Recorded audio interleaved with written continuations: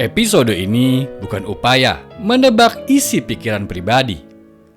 Kita tidak sedang membahas karakter, temperamen, atau psikologi individual. Kita membaca pola kekuasaan. Dalam politik tingkat tinggi yang menentukan bukan niat terdalam, melainkan struktur kekuasaan, kepentingan yang bertarung, dan pilihan rasional untuk bertahan. Xi Jinping kita lihat sebagai aktor dalam sistem besar, sistem partai tunggal, ekonomi raksasa, dan negara dengan ambisi global.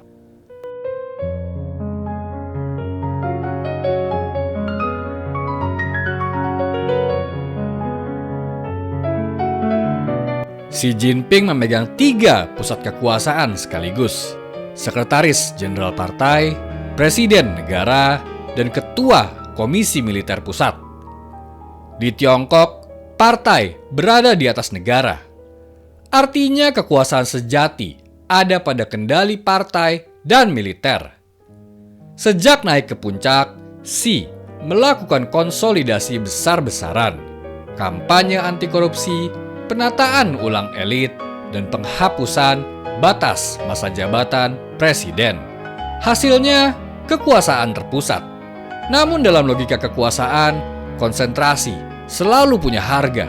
Semakin terpusat sistem, semakin sedikit ruang untuk berbagi tanggung jawab. Semakin sedikit pusat kekuasaan, semakin kuat kontrol. Tetapi juga semakin besar resiko pribadi. Jika pusat gagal, mereka tidak punya tempat untuk bersembunyi.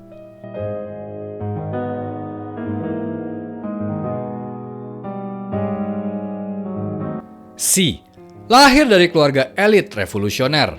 Ayahnya pernah jatuh secara politik. Ia mengalami langsung bagaimana sistem bisa mengangkat dan sekaligus menghancurkan. Dari pengalaman itu lahir satu pola pikir: kekuasaan tidak pernah aman. Maka prioritasnya jelas. Disiplin internal partai diperketat. Loyalitas menjadi syarat utama. Kontrol sosial diperluas, dan militer diperkuat. Baginya ancaman terbesar bukan hanya dari luar negeri, tetapi dari retakan di dalam. Xi belajar satu hal dari sejarah. Runtuhnya kekuasaan selalu dimulai dari dalam. Karena itu, kontrol merupakan prioritas utama.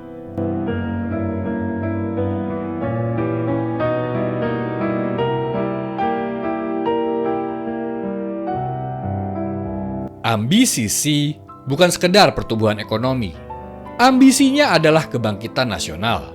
Tiongkok sebagai kekuatan dominan yang tidak lagi ditekan oleh kekuatan barat. Targetnya jelas: kemandirian teknologi, militer modern dan siap tempur, pengaruh global yang lebih luas, dan integrasi penuh wilayah yang dianggap bagian dari kedaulatan nasional. Namun ambisi ini juga memiliki fungsi domestik. Semakin besar posisi Tiongkok di dunia, semakin kuat legitimasi kepemimpinan di dalam negeri. Ambisi global bukan hanya soal geopolitik. Ia juga soal legitimasi. Kebangkitan negara adalah perpanjangan umur dari sebuah kekuasaan.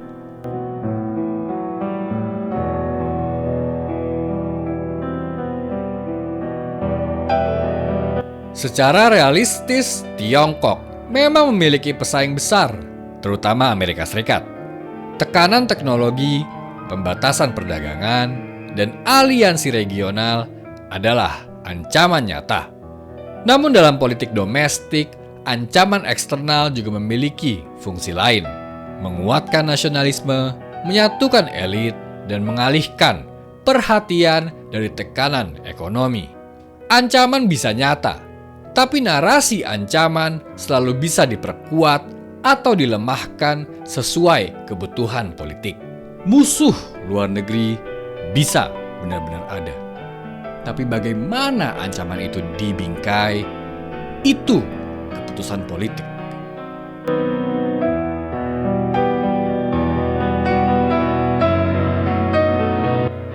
C.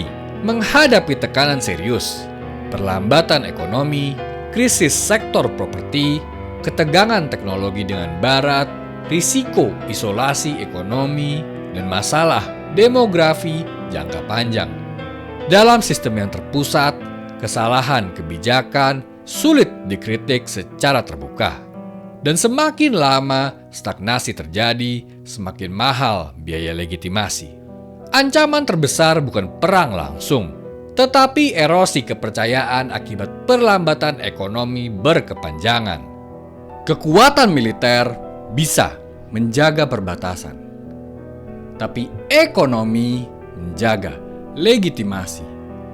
Jika ekonomi melemah, maka tekanan politik ikut membesar.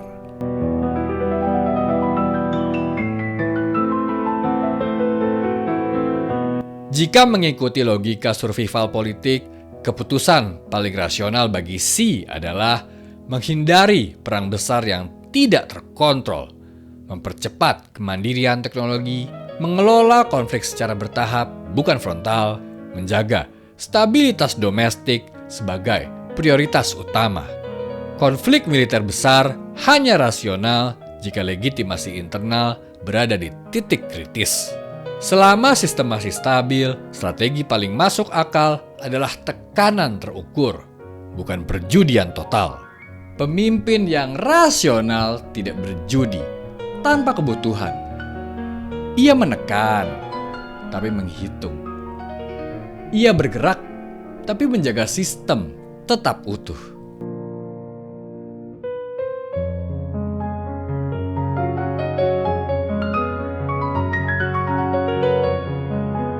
Xi Jinping memimpin sistem yang semakin terkonsentrasi pada satu pusat.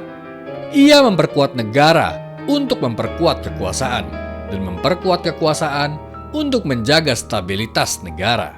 Namun hukum kekuasaan tetap sama. Semakin tinggi konsentrasi, semakin besar risiko personalisasi kegagalan. Arah kekuasaan Xi jelas. Kontrol, stabilitas, dan kebangkitan nasional.